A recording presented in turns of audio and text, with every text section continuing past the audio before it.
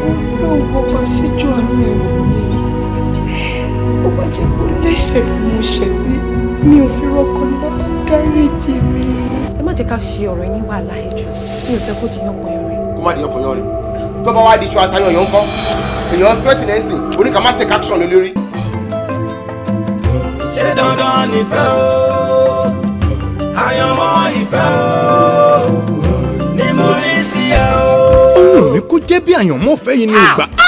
Ayanmo Ife kò ná làlàlà ó gbé ọkàn sókè. Àìgbọ́dọ̀ máa wò ní ẹgbà bẹ́ẹ̀. Shock, heartbreak, full of suspense. Tó o bá dorí àwọn wákàánú òrékelẹ́wà tó ń jìyà tó ń sáré bí ẹni tí ò lára. Táyé wá ń tàfà sókè tó ń yí dóborí kàsà.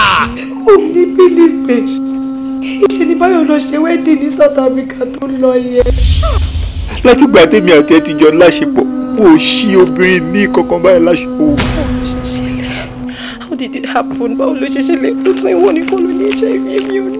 Ayanmo Ife, highly technical. Ayanmo Ife, very emotional. Ayanmo Ife, ó fantastic, pathetic, fanatic. A film written and produced by Eniola Olumilua. As directed by Segun Ogungbe. Parade of stars like Yomi Fash, Akin Louis, Mercy Ahigbe, Ricardo Agbo. Eniola Olumilua fúnra ẹ̀. Ṣọlá Kòsọ́kọ́, Bífà Jókòtóyè, Wùnmí Ajíbóyè, Mr. Latin àti bẹ́ẹ̀ bẹ́ẹ̀ lọ. Ayanmo Ife tó fi ní làkàlàkà.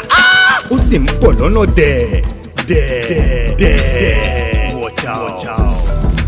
Irọ́ lẹ̀ ń pa. Ó dá mi lójú pé bẹ́ẹ̀ ṣe gbé mi wọnú hotel room yẹn, you were up to something.